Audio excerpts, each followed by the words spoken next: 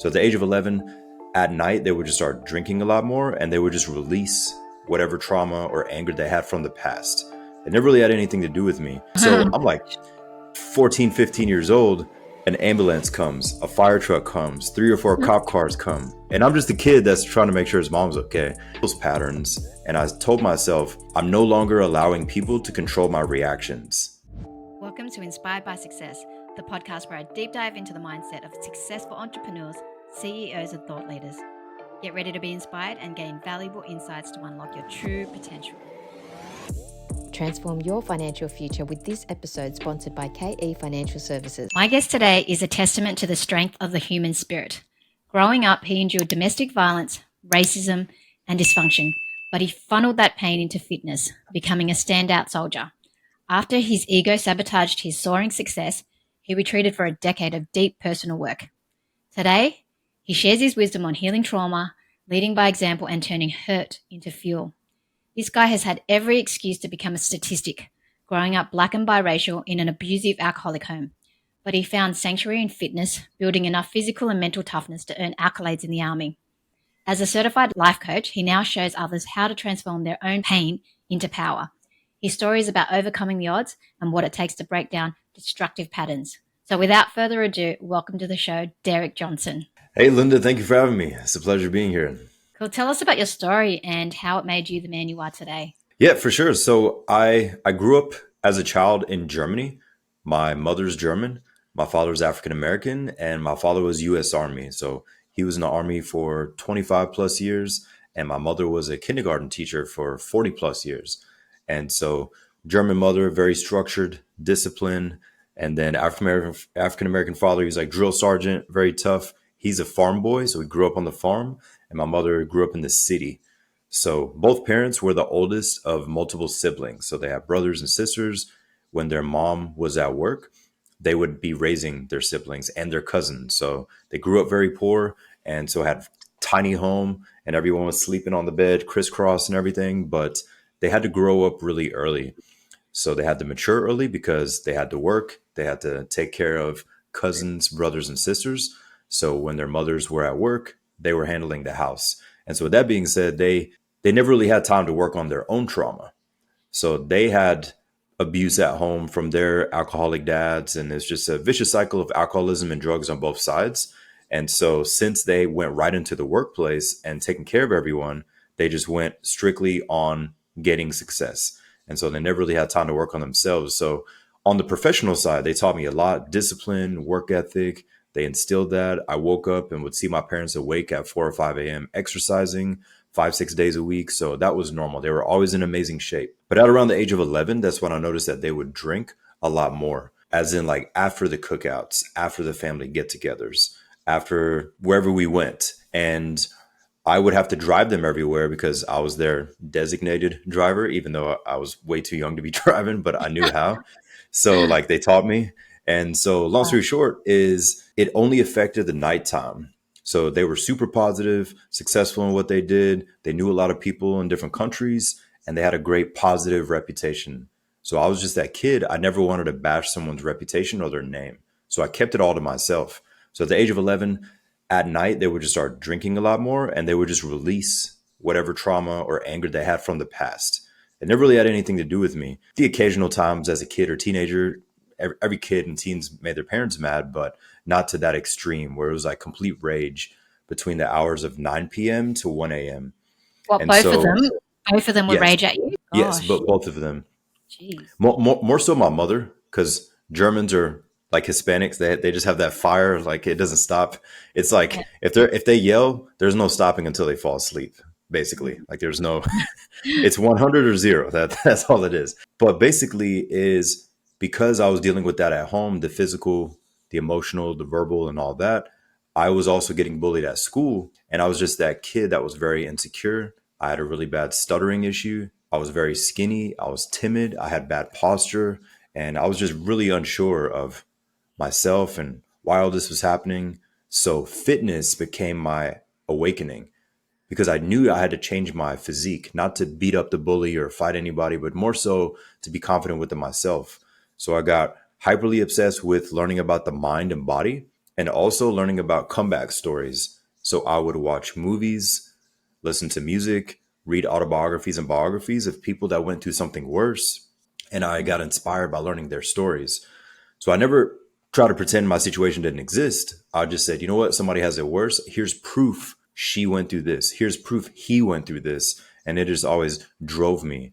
And so within about a year and a half to 2 years, I completely transformed my physique. And then my teachers, classmates, and just people that I knew, they're like, who are you? Did you go into a Marvel comic book hyperbolic chamber? Like, what happened?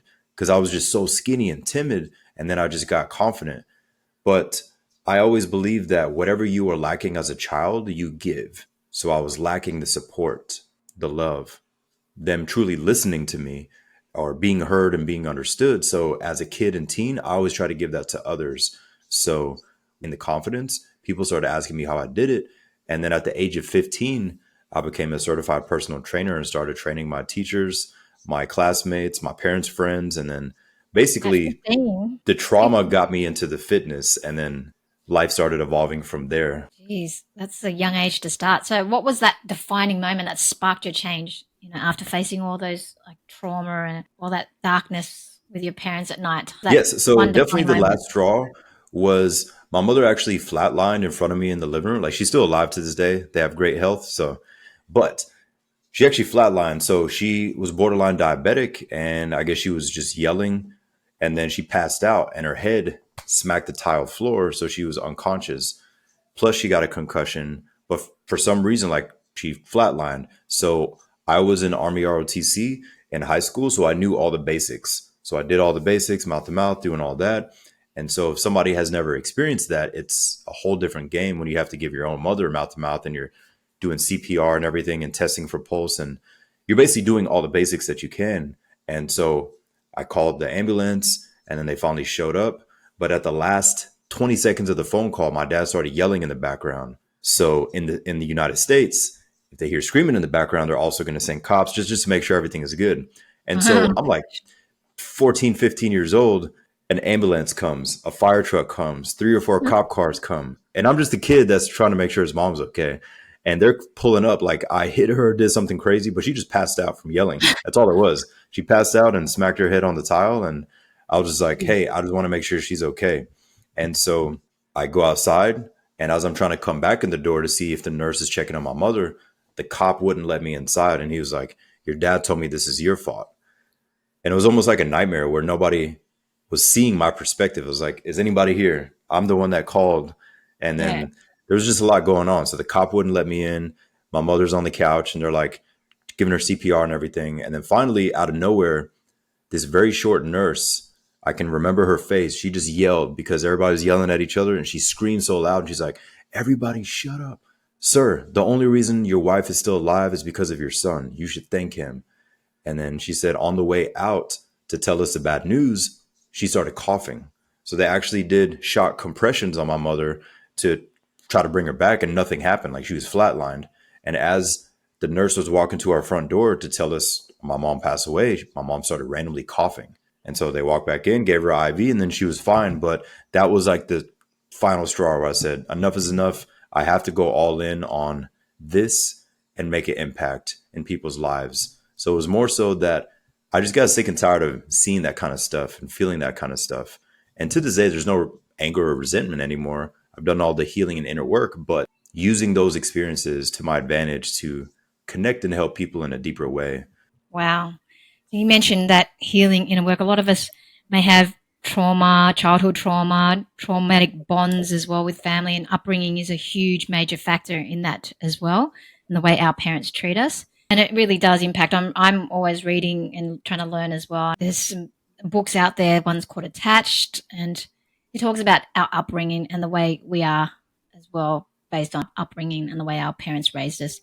Can you give us some advice and tips on how we can heal our inner child and do some of that inner work as well? Yes, for sure. So if somebody can identify where it all started from, maybe the whole memory of the recollection of the moment is not there anymore because of trauma, but maybe something leading up to it. So in my case, and in many cases, especially in America, it is the alcoholic parents or the drug addict family member where they can slowly see things are shifting and going higher, as in more intensity with the anger, aggression, or backwards. Sometimes it could just be deep depression that a family member has and they just kind of disappear. There's no real Mm. violence or screaming or yelling. They just kind of just keep disappearing and they don't say anything. And then those teens or kids don't really have that father figure or mother figure in their life.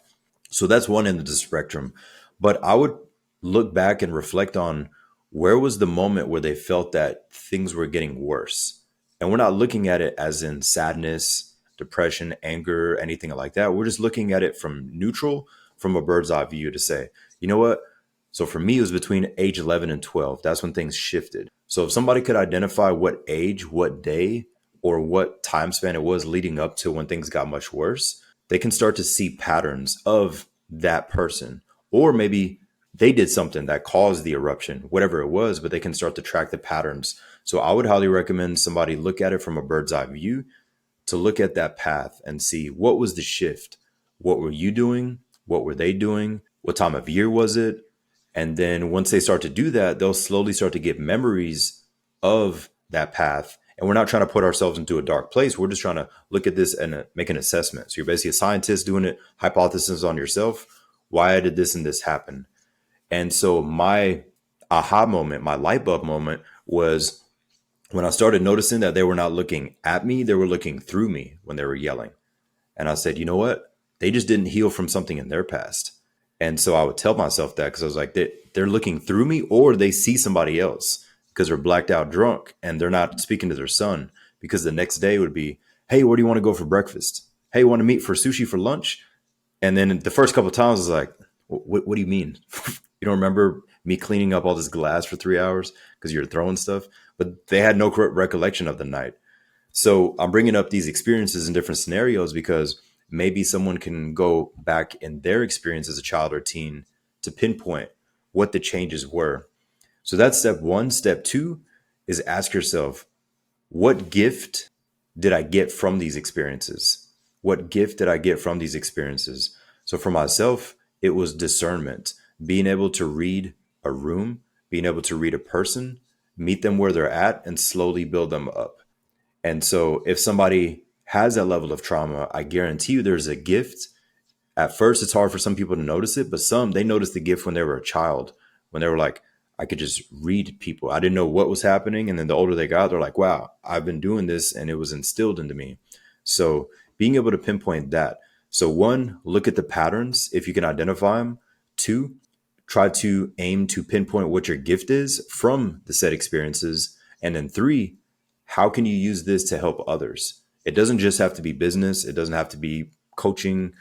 It could be nonprofit work. It could be charity work. It could be helping kids, helping animals, whatever the case may be. But if you do all three, the whole intent is to give that person some clarity. I'm not saying this is a one and done heal forever, but it more so is a clarity where like, you know what? That is a pattern that happened. They went through this way. That was cyclical with the family. This was my reaction. I didn't realize I got this gift. I've always been good with kids, or she's always been good with animals, whatever somebody's gift is, and see how they can use that in a positive way to give back. But that Wow. is an amazing way to heal because it's three different perspectives rather Yeah. than just immersing ourselves in it and like writing down every little detail that happened. That can help some people, but sometimes it's just not as effective to fully immerse themselves in that experience and try to write down every single traumatic moment because some people, it's hard for them to tap out of that when they're like, whoa, I haven't thought about that experience in a long time. So Mm. looking at the bird's eye view of those three perspectives. I've never heard of that gift part that you mentioned. That's a different perspective as well. I think shifting your perspective is definitely important, but you don't want to become a victimhood to it. And you just got to think of it as a lesson. What lesson did you learn out of that trauma as well? And I like the Yes. fact that how can you help others as well? And so you went through a whole decade, right, of self work. What was that Yes. process like? Yeah. So the most exciting part about it was first knowing that I had to change my physique. So I was getting bullied. And also, mind you, I moved from Germany as a child to the United States. So growing up as a kid, my friends and I would watch all the American high school movies, just like Mm. most countries. And I was like, hey, I wonder if it's like that. And it was 100% like that. I was getting bullied, pushed in the locker room, thrown in the bathroom. And I was just like, one side of my brain was like, wow, I'm actually living this movie. This is real. I'm like, this is crazy. And then the other side was like, why is this happening? I've done nothing to nobody. I'm the new kid. But what I noticed was that I learned that it was just closed mentalities. So where I grew up was in the state of Florida in the United States, but it was in a small town. It was in Northwest Florida. So it was close to Alabama. So the mentality is a little bit closer, closed-minded, different than South Florida. And so with that being said, I learned a lot because I said, you know what? These kids and teenagers, they think this way because their grandpa thought this way, or their grandma, or their parents. Like they're just continuing whatever they grew up around. So yes, it sucks, but I can't really be too mad because they're just repeating whatever they were instilled with. So when I saw that, I could read people's patterns, and I told myself, I'm no longer allowing people to control my reactions. I made myself a promise dealing with family, strangers in public, bullies in school. I'm no longer allowing anyone to control my reaction. And so if somebody wanted me to lash out angrily, I would just kill them with kindness. I started agreeing with people. They're like, hey, you're this, you're that. I was like, you know what? You're right. Now what? And they would just look crazy. I was like, you're right. I am that. And I did it with family as well. And eventually I just stopped saying anything. And people like got really agitated, just the people that were trying to like attack. So it So you get a was the body reaction from work. Exactly. like, Like, why is he not reacting? Why is Linda not getting pissed off? Why is she not crying now? She normally cries. And once you stop giving people what they expect, then you have control of the situation. And that only happened after I trained my body, because it just gave me the mental strength and the mental discipline because I trusted myself. So when I stood up to my family, I stood up to the bullies at school. I said, you know what? I faced everyone and I faced myself. Now let me see how I can learn and help others. But number one was learning other people's stories of their comeback stories. And that was via music, reading, watching movies or interviews. And I just got literally obsessed with learning people's comeback stories. Even people that weren't famous, just anybody, I would just pick up a book and just learn it. And it just really inspired me because I would think of all these different experiences that people had. And I said, you know what? It could be worse. I actually have both parents. We lived in a beautiful home with a swimming pool in Florida. I always had food. I always had air conditioning. I always had this and this. So the positives were honestly outweighing the negatives. So I said it could have been worse because some people had what I had, but they were also missing these 8 different things. So I would just look at it in perspective. And so learning those stories really opened up my mind. And then the other work that I did is just really give back to others because I was lacking the support, the love, and the lending ear. I was just that person that people would just come up to and just pour their life experience or whatever situations out. Like they would just pour into my cup and I would just sit there and listen. And they would always be like, wow, you actually are here with me, because nobody was ever really listening to me. So I would give that to them and it felt good for me. It felt good for them and it was fulfilling for both people. And so I realized that I was onto something. I was like, all right, I love fitness. I love speaking to people. I love psychology, but I don't know. And I'm like 16 doing this. I was like, all right, I think I'm onto something here. so what'd you do with it after that? So from there, I helped people with fitness and nutrition. And then once I started getting into college, I realized that some clients that I work with, whether it was adults, the elderly, or teenage athletes, some clients I work with of all ages, they would lose some of the progress after our program. And my younger version was like, oh, well, they just got lazy. My younger and mature mind. But then the mature mind said, you know what? It's my fault. So I took it personal and I said, I did not give him and her the tools that they needed to succeed long term. So that's what inspired me to get into life coaching and psychology, to really learn about the mind even more. So then at that point, once I had that knowledge and the education behind it, clients less likely ever went backwards because they got rid of the limiting belief, the trauma, the bad relationship with the food, carrying around the baggage from 2 divorces, whatever their thing was. But I realized that that's actually what it was, is to be able to help people break those old patterns so they feel like they can thrive and not just survive. And what I mean by just survive is the person that is great at sales, but they can't keep a relationship to save their life. Like they're great at their career, but this is just not good at all. Or it's in reverse. They're amazing with the family and friends, but they have no discipline at work. And just pinpointing what that person's thing is, but helping them to figure out their pattern and improving it. Let's talk about mental discipline. I like that because we all have challenges and setbacks everyone has to face in life. What thoughts or questions go through your mind, or what should we be saying to ourselves when we have really tough challenges and setbacks in life? What do you do? So what I do, I first pause and breathe. The gut reaction is to just cuss up a storm and be pissed off. But then like I'll catch myself and I'll just pause, breathe, and really look at the situation and say, okay, is it my fault? Because usually it's our fault. Yes, things happen to us, but normally, like sometimes we did something that put us in the situation. But at first, I just pause and breathe, and then I really look at it from a bird's eye view and I ask myself, did I put myself in this position? Did I mess something up with the online program? Did I do something else? And if it's not pertaining to me, I say, you know what? It's my job to find the solution. So I'll pause and I'll breathe. And if the experience is super negative, I give myself a 10-minute window. And within those 10 minutes, I'm allowed to yell. I'm allowed to release tears if I need to. I'm allowed to just walk into nature, whatever I need to do to come back down to be a smooth wave. So if that person's overly angry, what do they need to do to come down? If they feel super low, depressed, and like they just want to quit, what can they do to slowly bring themselves up? But they get a 10-minute window to release whatever they need to release. And after 10 minutes, they have to say, okay, what solutions can I find? Do I have the solutions and the knowledge and skill, or do I need help? Do I need to find someone? So those are things that I do. I stop and breathe. If I need be, I give myself the 10-minute window. Usually I just need like 30 seconds, but sometimes everybody's been angry or they're boiling. They're like, I need this full 10 minutes. And then you reset. And then from there, focus on the solution. And the interesting thing that happens is my mind is way more open because I've first released something rather than holding on to this for 2 hours, 2 days, or 2 weeks. Some people stay in this zone for way too long.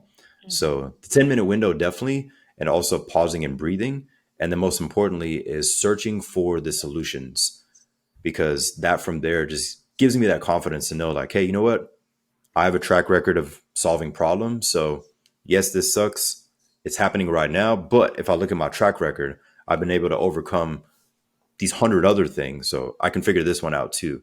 And it's just a reminder to myself just to pause instead of being consumed and feel like you're drowning in said scenario.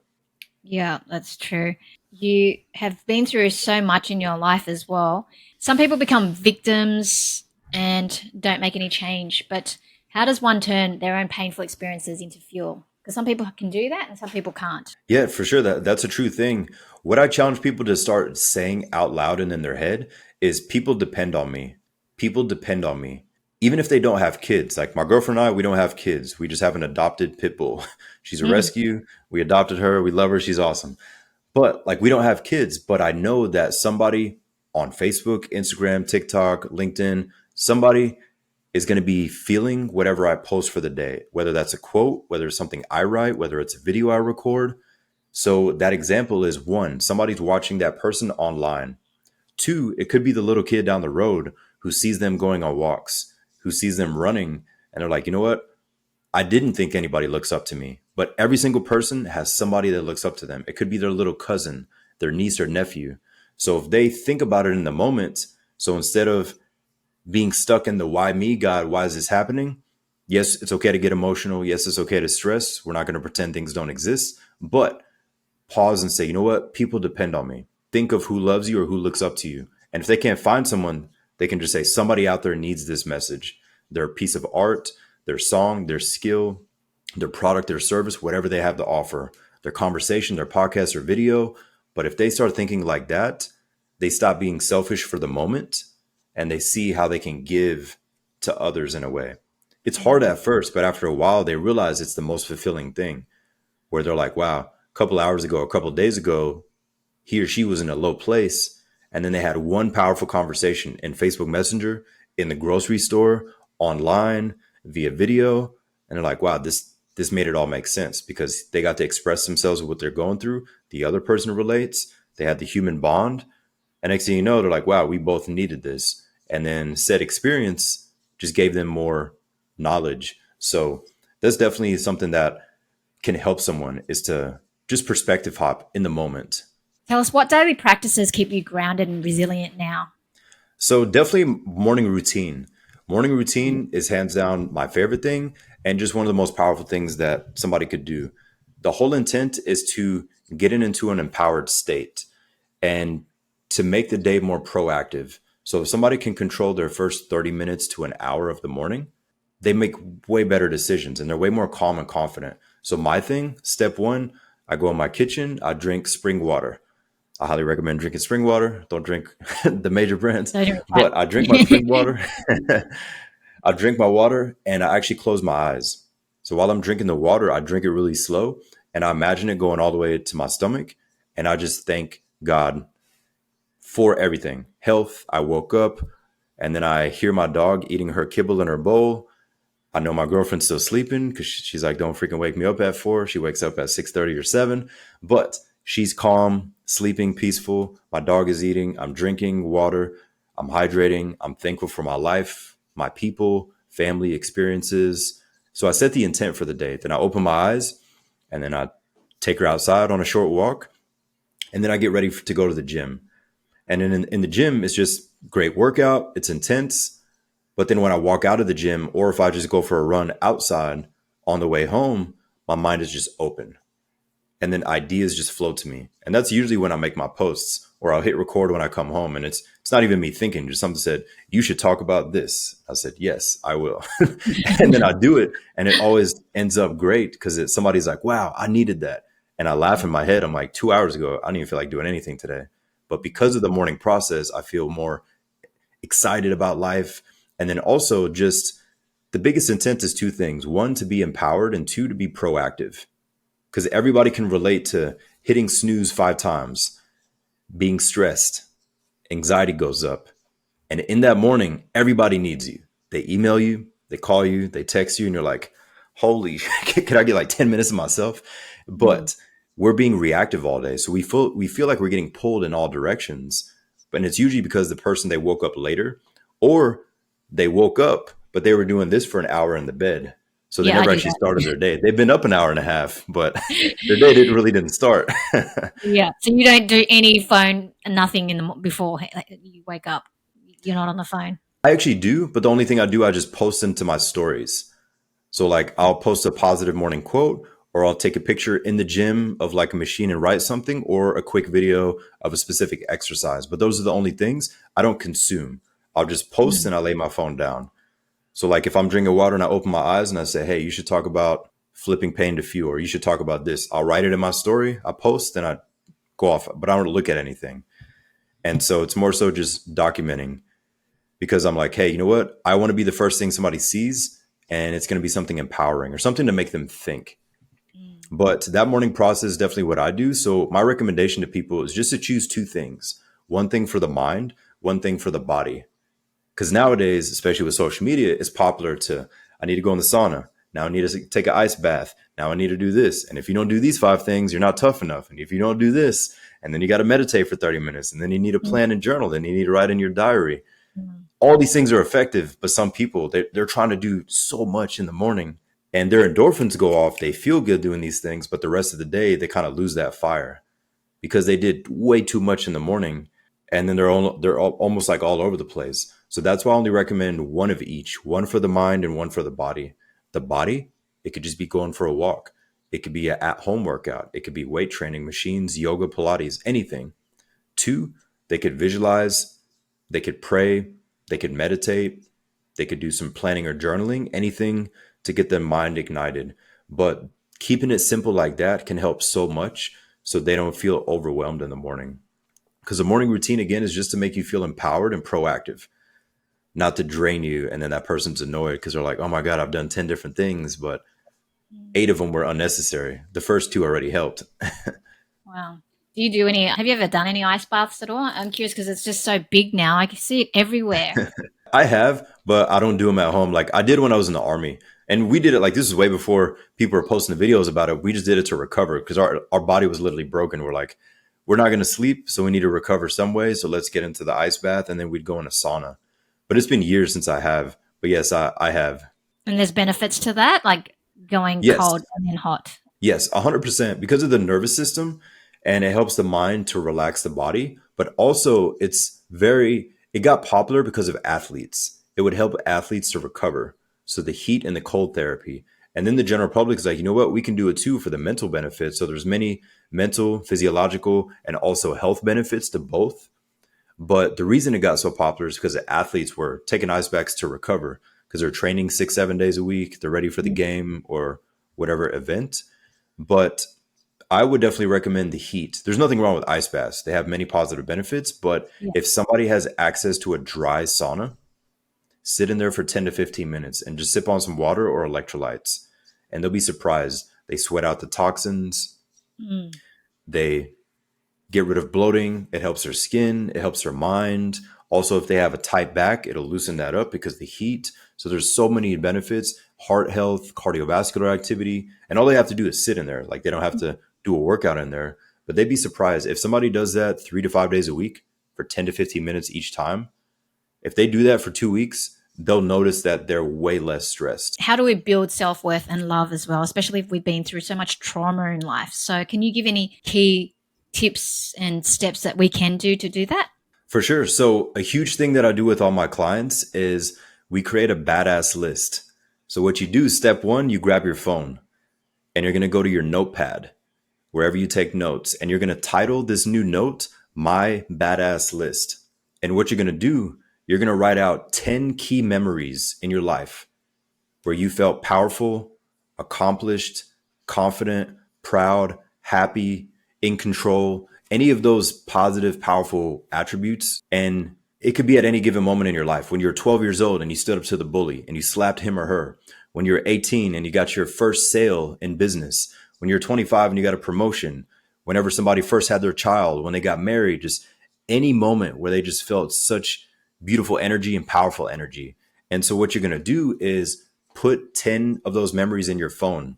And the reason you're putting it in your phone is because this is always with you. We're all addicted to this thing, no matter if we want to admit it or not.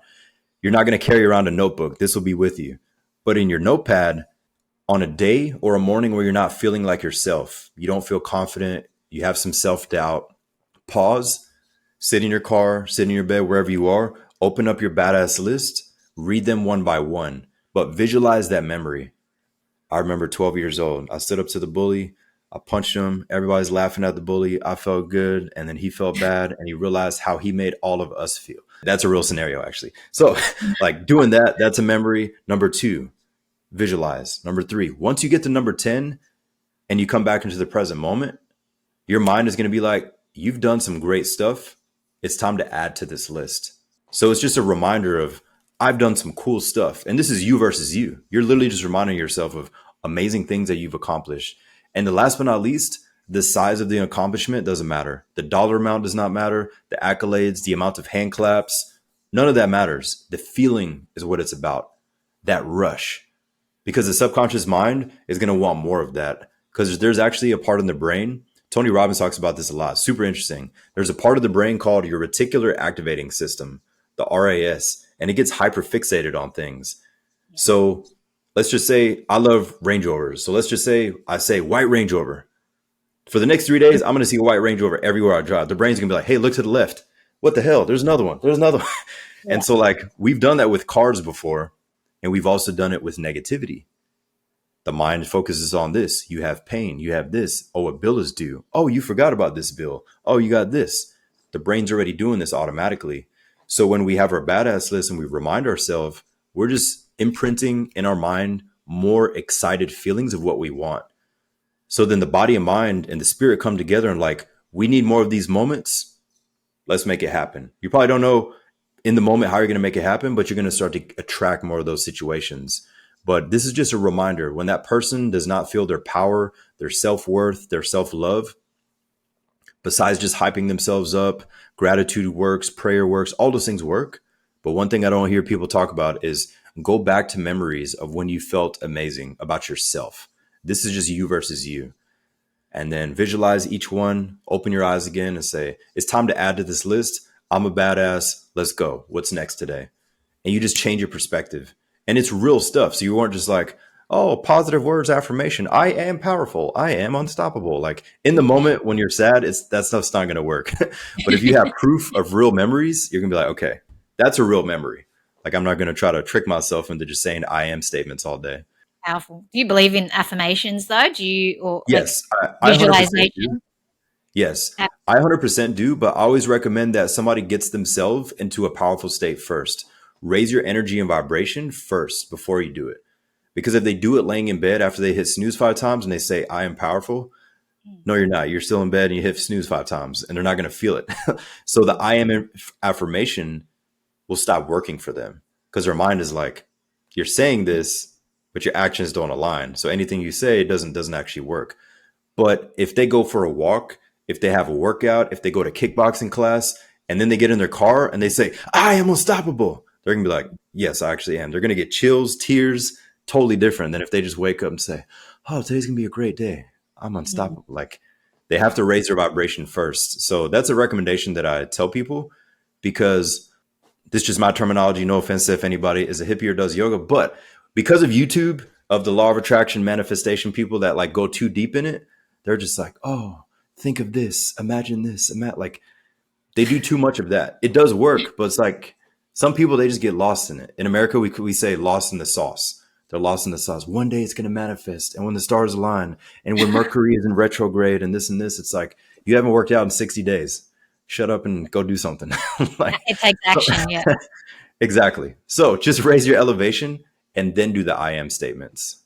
Thank you. Well, we're talking about the ice baths. Like I see the benefits, but I never understood why people are jumping in ice baths. But what does the heat straight after do? Because I've seen people go in and out and it's like a shock to the body. So what's the benefit of doing that? So what it is mental resilience. Mental resilience, one, because the hot, cold therapy, but also it helps cardiovascular system because it forces the body to like relax the mind, relax the organs. Like nothing major is going to happen unless somebody had like previous heart conditions but most people, they'd be fine to do that. But it's more so a shock. And the test is how calm can I stay?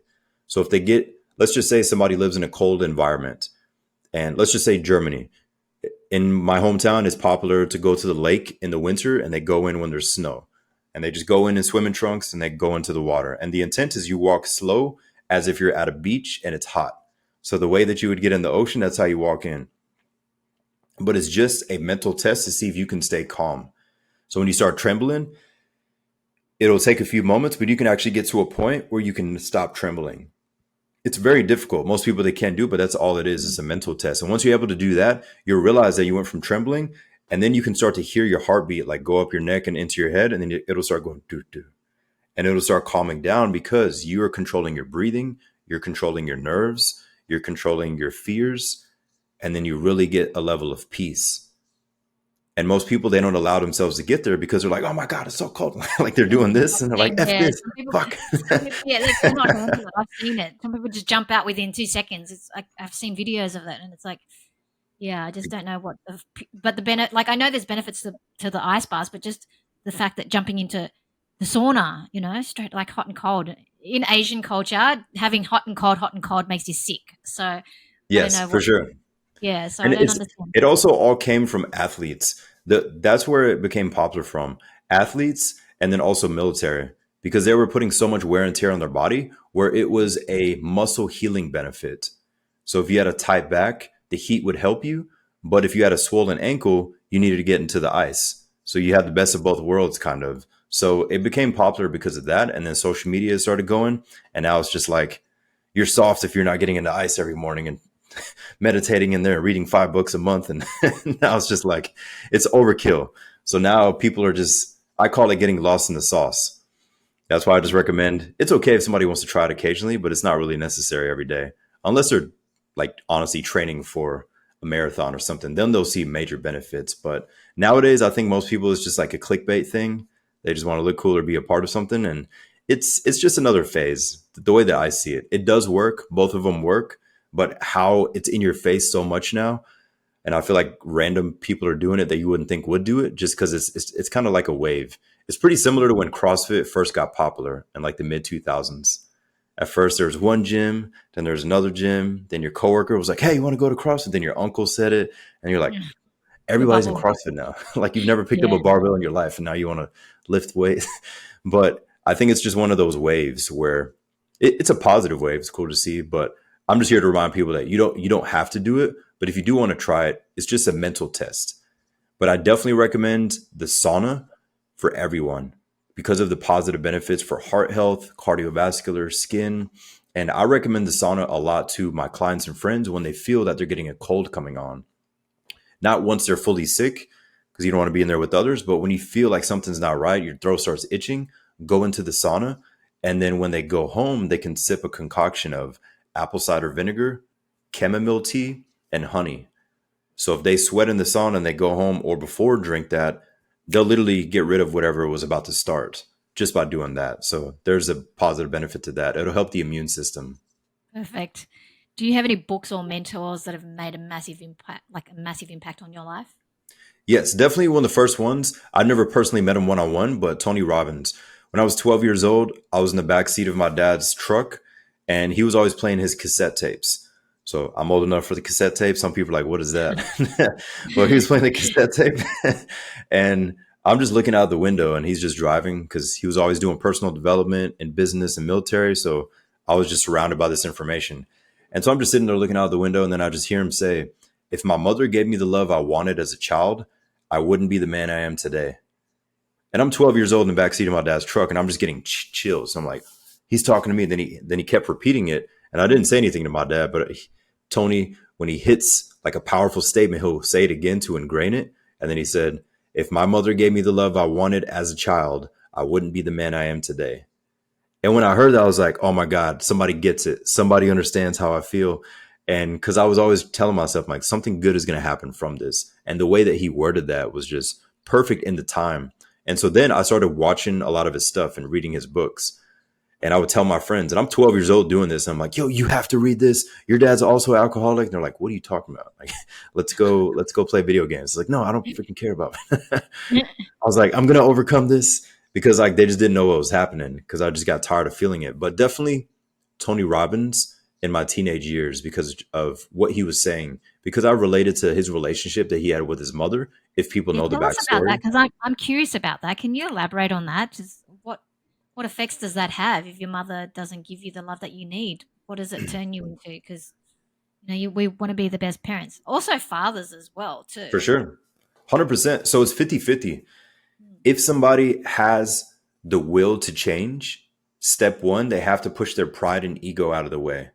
Until their pride and ego is out of the way, they're going to hold anger. They're going to hold resentment. They're going to Mm. hold what I had in my chest for years was like a knot.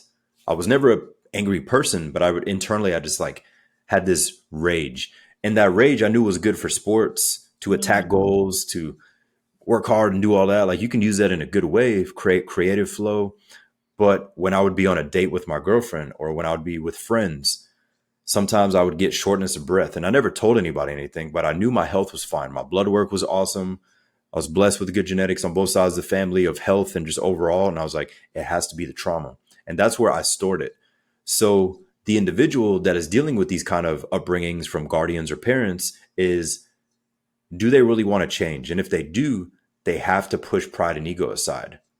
It doesn't mean you're going to get rid of it for life, the trauma or the pride and ego, but they have to be open for the change. If they're not, then it's going to affect them and they're going to have a mentality that is closed based off of this story. So the story they will tell themselves is women are bad, people are going to leave me, nobody's going to listen to me, nobody's going to understand me, and many variations of that story, which is very common for people to say. And it makes sense. It's sad that they have this story playing in their head, but it all stems from their childhood or teenage years because the anger and the sadness overrode them wanting to change.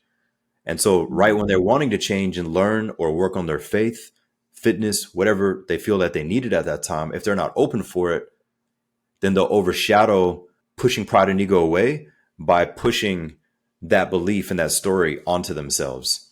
And that's that shift. So when I felt that coming and I said, no, I'm not going to go drink. I've never touched a drug in my life. And I just knew that extremism is in my family. So I was like, I have to go all in on something that's positive. If not, I've already seen results of what can happen with many family generations. So I was like, I'm going all in on fitness and faith and helping people.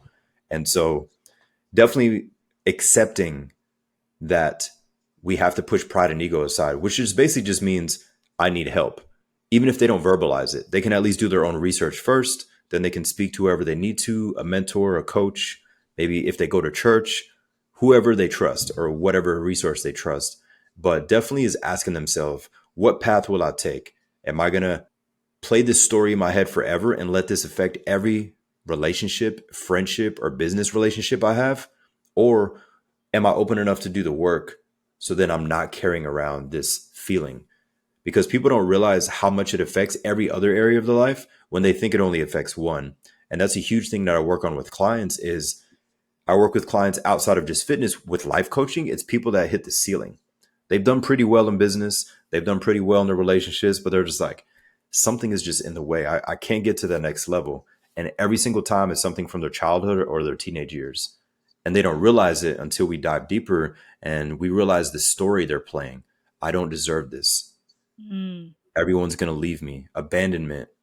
So once they really have some clarity, they see why they are the way they are because they became that way, because they rode this story, because dad did this, mom did this, uncle did this. This story overrides 10 to 20 years of their life. And then they look back and they're like, wow, I met the one, but the story was, no, she's going to leave me like mom did, or he's going to beat me like my uncle did. Whatever these examples are to the person, they run that in their head, and their perfect opportunity, their dream man, their dream woman, the dream whatever could be right in their face. But the story overpowers the proof of what is in front of them. And it could be like the perfect opportunity. So an example of an opportunity could be everybody has had a friend that was presented an opportunity, a promotion or a raise, and they turned it down because they were scared of more responsibility or they didn't feel they deserved it. So on paper, he or she could have hit all their numbers. They hit their KPIs. They did everything.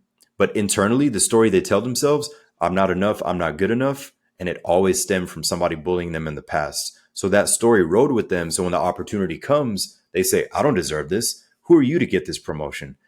And this little voice is in their head, but it's not even their voice. It's not their voice at all. That's not how they want to speak to themselves. It came from somebody else, and they run with this story.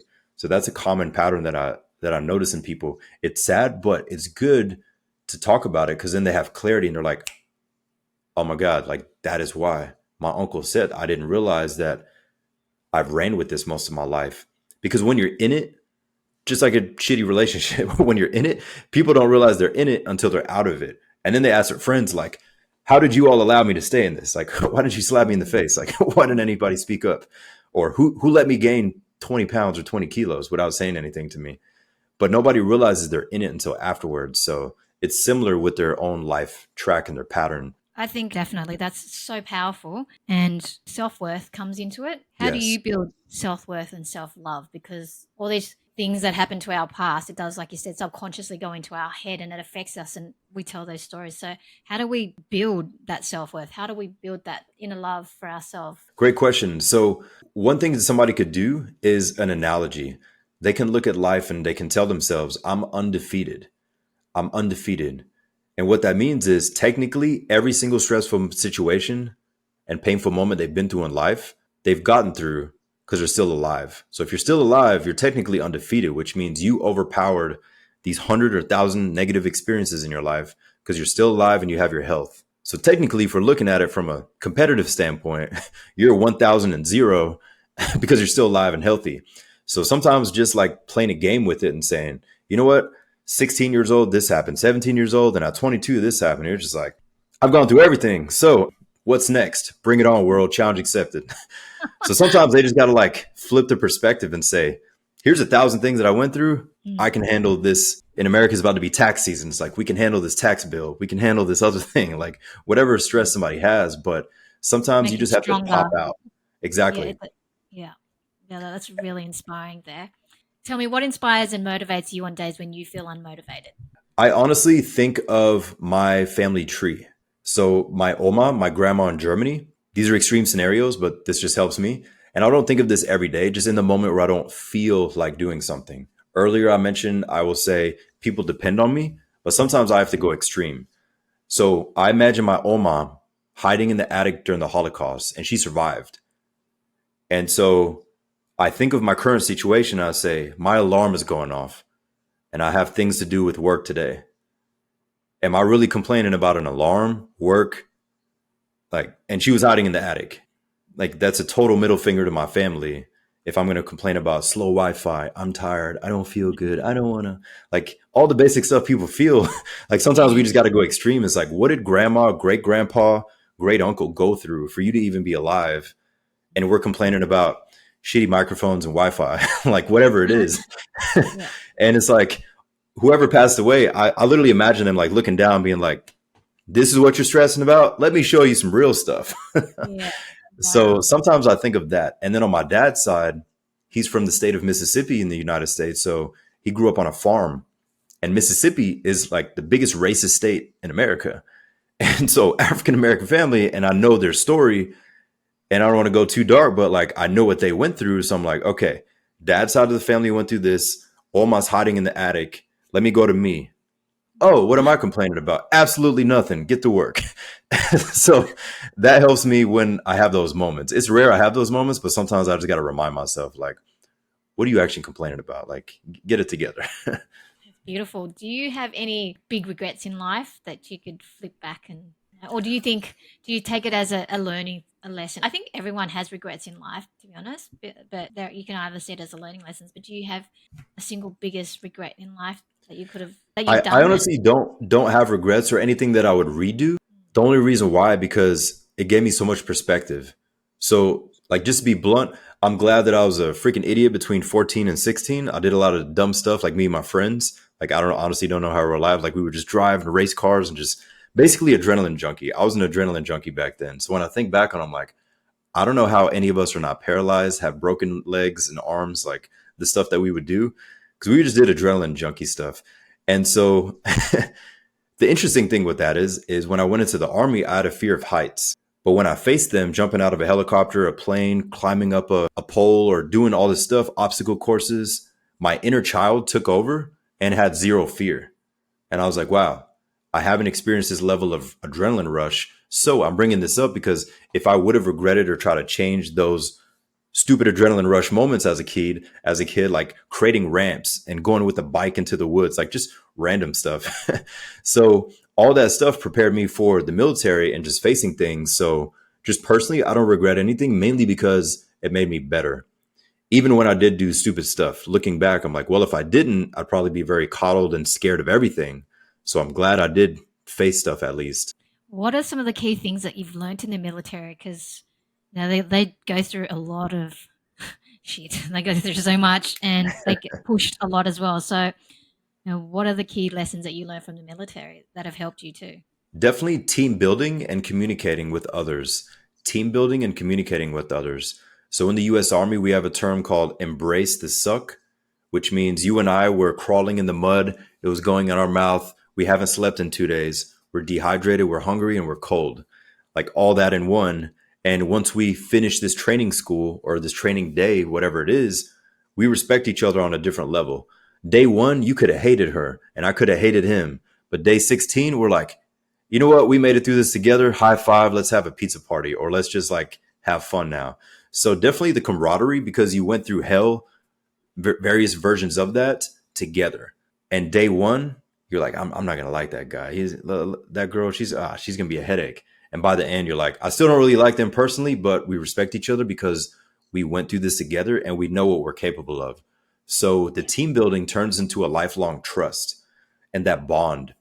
So military families, when they travel the world, if they see somebody that they knew that was also in the military with them, they know that they have each other's back more than any family member ever will. And it's a hard bond to describe unless somebody was military. The closest thing I would say would be sports. So spring training, hot summer training in Sydney, in Florida, just running and sprinting and doing all that. By the time they make it to the championship or after the season, they're like, hey, we went through a lot these past 2 years together. Like we got injured, we did this. So that's the only thing that could be a little bit close, but it's just that bond. So number one is team building. Number two, leadership, but from the standpoint of communicating with others. So you have different ethnicities, different genders, sexual preferences, just working with all different walks of life. Some people grew up poor. Some people grew up in foster care. Some came from the Lucky Sperm Club or the Silver Spoon Club where they had everything and never really faced any stress or trauma.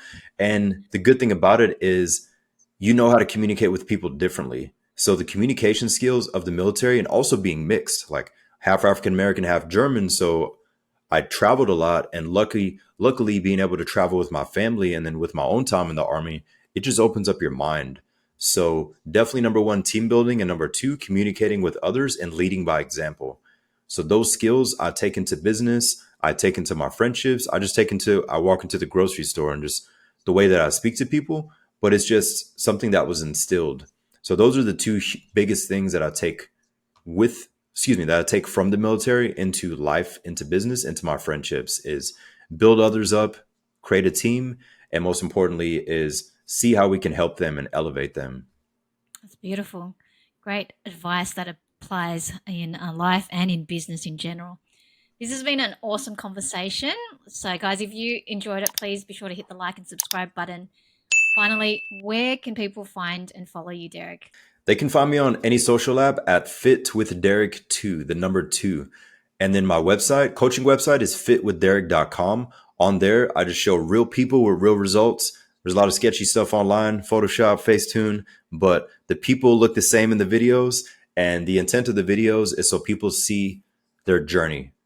Someone that overcame depression, someone that hasn't drank alcohol in 3 years, someone that lost 50 pounds because they were bullied. So in their mind, they felt like the fat 12-year-old and they were called fat their whole life. So like all these different deep things and just seeing the spark in their eye and their real smiles. That's what honestly fulfills me the most. But Fit with Derick 2 on social media or fitwithderick.com. That's beautiful. You just mentioned something. So I just wanted to ask one last question. How can people show up for loved ones with past hurt? Great question. Be an active listener. What can you do to actively listen? And what I mean by that is here's the common thing nowadays.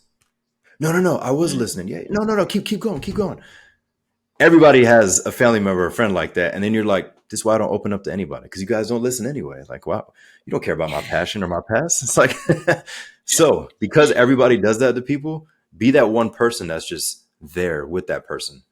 And I would practice this with grandparents or the retirement home. Talk to the elderly anywhere, even just the grocery store. That grandpa probably hasn't had a verbal conversation with somebody in 2 weeks. Maybe his wife passed. Like, you don't know their situation. So if you can talk to him about why this pasta is different than this pasta, and he tells you about a story about when he was in Italy when he was a kid, and he just like tells you this story, and then you're like, wow, I made his day.